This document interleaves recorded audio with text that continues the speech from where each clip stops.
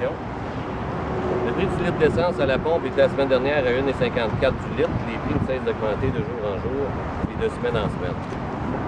Le prix du baril fluctue énormément, mais lorsqu'il est à la baisse, par hasard, selon vous, ce sont les coûts du raffinage qui augmentent, ou sinon d'autres excuses qu'on nous répète depuis 30 ans. Alors, il revient à dire que l'industrie pétrolière, finalement, ne veut absolument pas perdre un sou. Nous, les consommateurs, sommes les victimes de ce stratagème éhonté de l'industrie pétrolière. Il semble-t-il qu'aucun gouvernement ne veut vraiment légiférer pour mettre un frein, une fois pour toutes, à cette spéculation. Devant cette flambée spéculative des prix de l'essence et ayant à cœur les intérêts des citoyens lavallois, le Parti au service du citoyen nous a conviés ce matin dans le stationnement de la compagnie Costco pour faire son point de presse. Connaissant très bien le domaine pétrolier, connaissant très bien cette industrie pour y avoir travaillé pendant des années, à titre de directeur de district pour la division pétrolière de Canadian Tire, j'étais entre autres responsable de plusieurs postes d'essence à travers le Grand Montréal. Un de nos postes d'essence était situé de l'autre côté de la 440, donc ici à Laval, à côté du magasin qui n'existe plus maintenant, la station non plus. Dans ce temps-là, nous vendions près de 3 millions de litres par année. Costco, anciennement Club Price, a ouvert son premier magasin en novembre 89, tout en y installant son siège social au-dessus. Par au moins 3 fois, ils ont agrandi et le magasin et le siège social.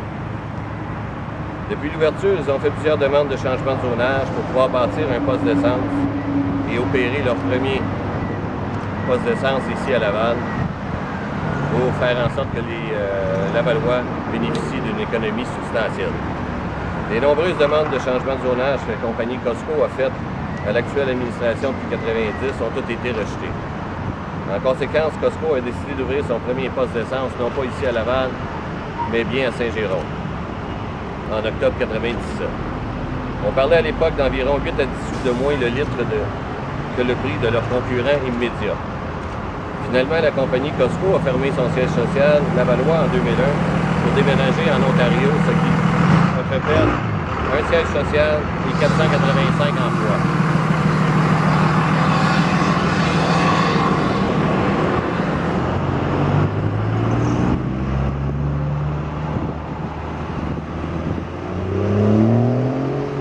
Prochainement, la compagnie Costco va procéder à l'ouverture d'un nouveau poste d'essence. Le premier situé à Lachenay et l'autre à Montréal. Celui situé à Lachenay est fin prêt, il n'y a que de petites choses à finaliser pour son ouverture. Si on prend l'exemple d'un Lavallois, propriétaire d'un véhicule qui parcourt 25 000 km par année, il aurait économisé environ 250 $ par année. Donc, si on multiplie par 18 années durant lesquelles Costco aurait pu exploiter un poste d'essence à Laval, on parle de près de 4 500 $ de perte pour chaque propriétaire de voiture à Laval. Cela représente une perte de l'ordre de 700 millions de dollars pour nous, les Lavallois.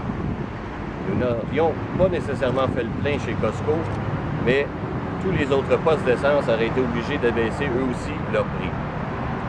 La question qu'il faut se poser ici, c'est pourquoi l'administration Vaillancourt a-t-elle refusé à Costco ses nombreuses demandes de changement de zonage pour opérer un poste d'essence pouvant faire économiser l'argent aux contribuables lavallois?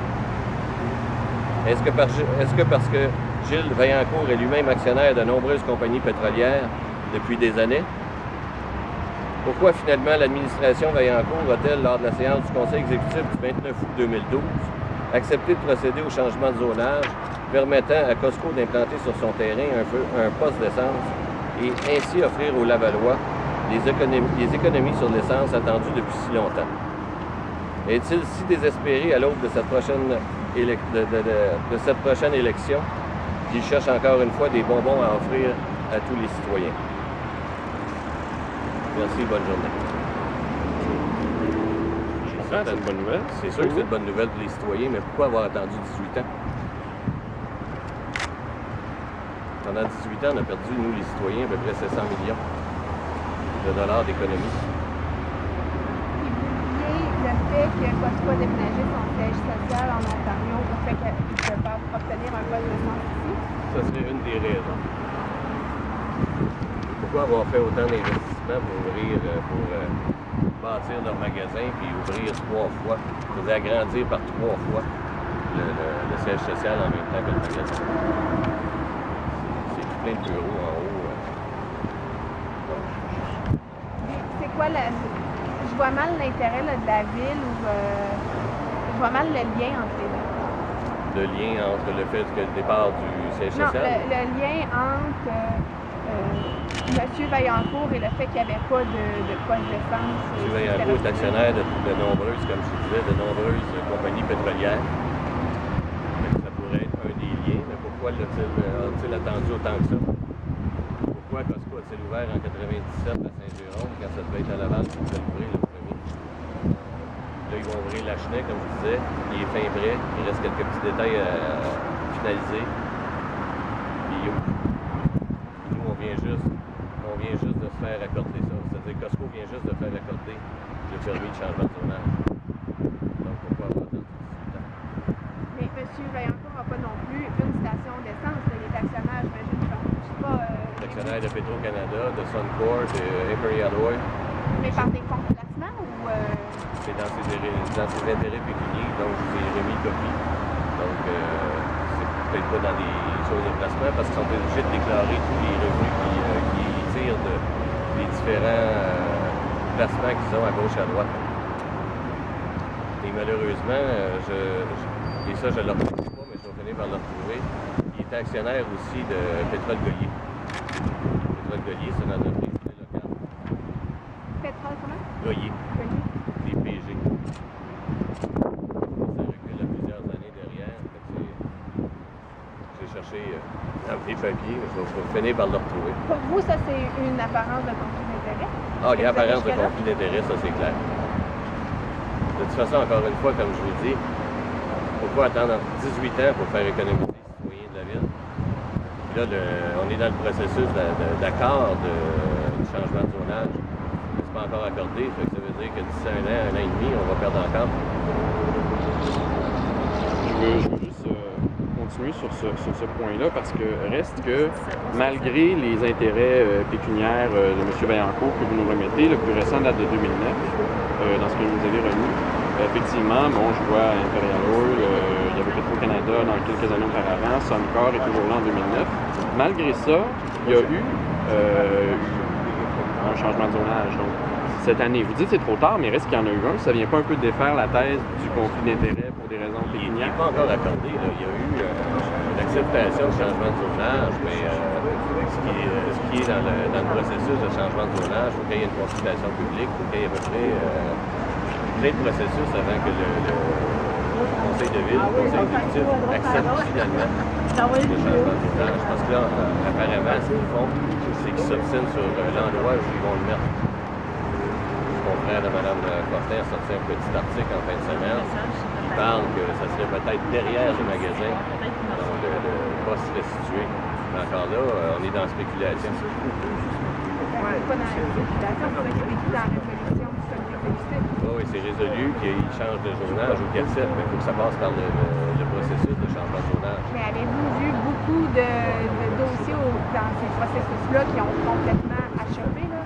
À part le Mont-Laval, il y a quand même, habituellement, on vous entend plutôt critiquer l'inverse, que ça passe. Pour voir la compétition, à quel prix était la compétition. Et normalement, on s'ajustait au prix le moins bas, le plus bas, pardon. C'était le phénomène de Costco Saint-Jérôme. Tous les postes d'essence, que ce soit à Saint-Janvier, à Mirabel, jusqu'à Sainte-Thérèse, ils ont tous ajusté à la baisse leur prix. Parce qu'il est dit qu'on peut se promener en dedans de 9 km.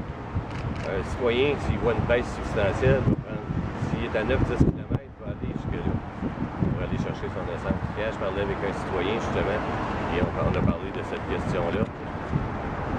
On a abordé cette question-là à l'effet, puis il dit, regarde, il dit, moi, je reste à Laval, puis je vais... Il dit, pas bon pour les GES, mais je vais prendre mon essence à Saint-Jérôme, parce que c'est prouvé que l'essence baisse, il faut qu'un Costco arrive dans le décor. Parce que leur marge de profit d'environ 8 sur tout ce qu'ils vendent en magasin. Et il y a la Régie de l'énergie qui, quand ils ont ouvert en 97, il y a eu des livraisons qui se sont faites des détaillants auto à l'effet que justement, ils vendaient leur essence moins cher cher que toute la compétition. Fait que la Régie de l'énergie a fait grimper Costco d'à peu près 3 sous le litre. Mais il y en a que la différence est environ 5 à 6 sous pareil. Mais si vous prenez les chiffres, là, nous, on a basé notre estimation de toute façon de 700 millions sur 150 000 voitures. Il en existe 240 000 à peu près à la vente. Immatriculés à la vente. Donc, mais ce sont les chiffres. Ce sont les chiffres qu'on peut retrouver sur le site web, sur le portail de Ville de Laval, qui dit qu'on a environ, c'est ça, 266 000 voitures en 2010 immatriculées sur le territoire. Donc, on a été même très généreux dans notre calculation. Donc, si je comprends bien, là, en résumé, si les Lavallois payent plus cher leur essence, ouais, vous pouvez comprendre, là, c'est parce que l'administration Vaillancourt a bloqué l'installation d'un poste d'essence chez Costco dans les dernières années, là, les 18 dernières années. Sinon, on aurait vu, et ça dû au fait que le maire a des actions dans des compagnies pétrolières. On pourrait aller jusque-là, on pourrait extrapoler, puis, mais comme je ne connais pas les raisons fondamentales de M. Vaillancourt et M. Boileau à l'époque, qui étaient vice-présidents du conseil exécutif, je ne peux pas me prononcer pour dire si c'est ça leur réelle intention. Et ce que je dis d'une façon ou d'une autre, c'est que les citoyens ont perdu énormément d'argent par rapport au refus, aux nombreux rejets de l'administration Vaillancourt.